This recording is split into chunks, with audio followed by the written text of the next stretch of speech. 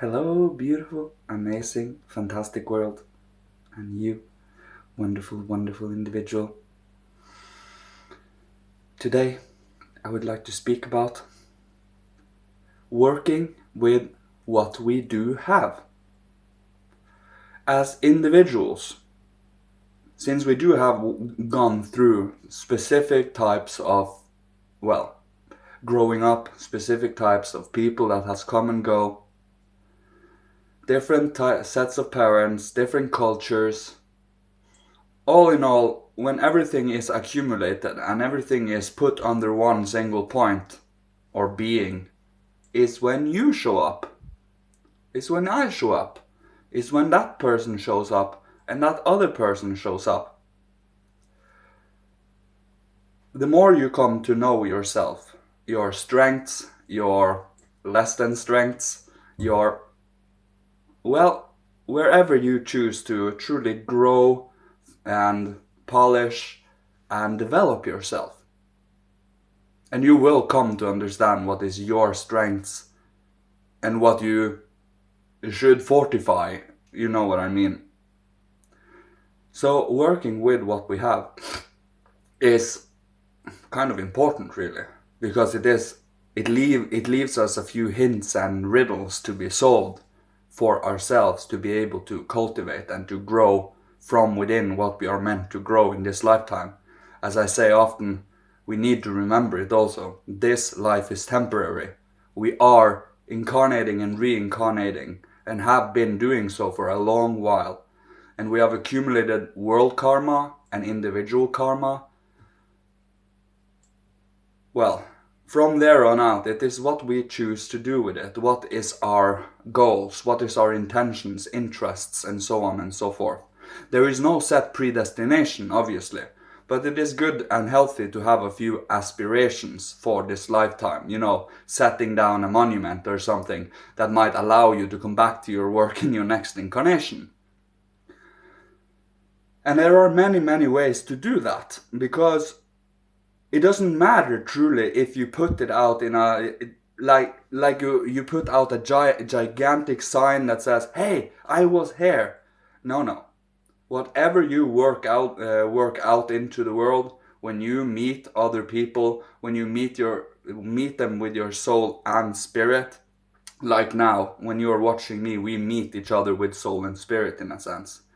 You see, while I film this, I feel the many different sensations you guys are going to feel when you watch this video. So I kind of go through these things before the video is put out. You see, time is very flexible, and you can survey time from here backwards, a tiny bit forwards too, but that is not the important part. The important part is working on what you have gone through in the past, here and now, so that you can unfold your potential as a human being, as a future spirit of freedom and love. So, as an individual, you have chosen to do specific things in this lifetime to become a certain character. You see, although you as an individual human being, as a physical being, you do not wish to go through struggles and hardships, as it just no one really does. But your clever self, your higher self, your genius, I'll tell you, that is the being that wants you to go through certain things in life that are less than comfortable. You see, less than favorable to our happiness and to our joy, we should call it that. But think about it. How often in life do you go around being joyous 24/7? How often are we joyous in all of this? Not that often. More often than not, we are not in a somber mood necessarily, but in a stern, neutral mood, which is more in activity. You can be in a nice mood in activity, you can be in a foul mood in activity. You see, it is about what we do in activity. And what activity do we do that either makes us joyous or foul mood, in a foul mood, you know? So are we keep doing things that constantly makes us in a foul mood? Or do you actually cultivate and practice something that allows you to unfold your joy and gratitude for life? And that is what freedom brings you. Because you know you chose, no matter how hard the path is, no matter how turbulent or chaotic it might be, you chose it. And you definitely, when you have chosen a path that is, well, healthy for you, healthy for those around you, and healthy for mankind, is when you are given constant reminders that yes, you are on the right path. I'm pretty sure you have noticed it. Repeating numbers, maybe more than once a day. Maybe far more than once a day. Maybe you see certain... You know what I mean here?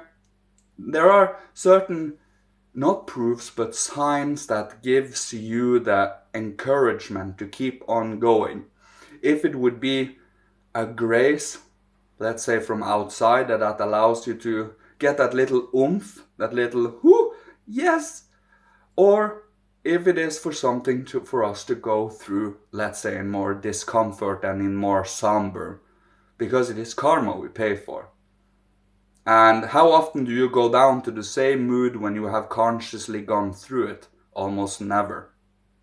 Because you have chosen to show to the divine, I choose to go through this consciously, with dignity, with grace, and I don't wish to stray away from it. I don't wish to run away from it.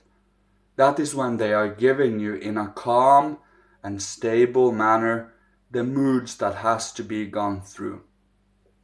And no mood is ever going to destroy you, ever. They are durations, so they might last a little longer than others. Personally, I have had certain things that have stuck with me. Now this is a good while ago. For 2 weeks, I had to go through it consciously. Think about that. That was by no means an easy task to do, because I had to go through, it was a chain of events of my whole life I had to go. It was kind of like the divine just, oh, you want to pay karma, do you? Let's just put everything on you. Well, after that one, after that time, I've had instability that just can't be compared to my earlier life. The person I have become from before to today, present moment, is like night and day. The maturation, the experiences, the accumulation, and the reflection upon all of these things, to come to terms with them, to accept them, to know that this is my body, this is my being, this is the being I am working upon here and now, and based on how I see the world is how I shape my being of perception, organ of perception, to be able to see even more. I can also let it die away, let it ebb away by not doing anything, being completely passive, just walking life by. But just to be serious for a moment, when we are lying on the deathbed and look back at our life, do we wish to regret anything? Just for a serious moment here, I wouldn't. So, start doing actions based on that.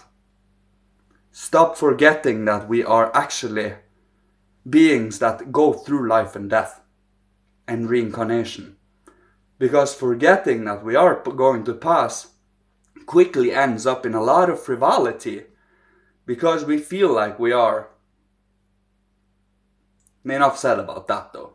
Back to the you as an individual. What is your strengths? What is your interests? What is your enthusiasm? What do you burn for in life? What do you feel that you can participate in life about? To reflect on all of these different things in life is seriously important. We have been taught to just passively walk life by, when life is the purpose, to experience everything that comes and goes, to not have a goal in the future somewhere, but knowing that here and now and growth towards the Godhead is the future. Every time, always, we are in an eternal development here. We are eternal students and eternal aspirers to the Godhead. The more we get into that stream of reality, the more you can accept life as it is, working towards the future. When I say accept life as it is, I do not mean give up. I mean actually, yes, we know the conditions of the world, we have surveyed it, we see the many different aspects of this reality, and we take it in and we try to do something about it as we as individuals and also together can do. Inspiring others, bringing about certain insights, bringing enthusiasm. Because although there are so much in this world that gives us makes us skip a heartbeat, it still is also so much love here. So much beauty. And even the ugliness has a certain beauty to it, don't get me wrong here, has a certain beauty to it for us to strengthen our good.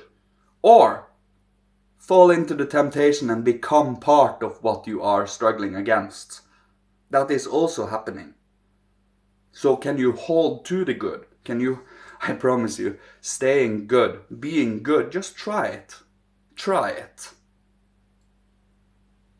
It is harder than it sounds. But do it. Follow the moral, the warm, the good, the true and the beautiful, the hierarchy. By doing so, you cultivate your personality in the divine. You can also drag personality down below the abyss, become conscious in. Do you wish to become conscious there? No, you don't.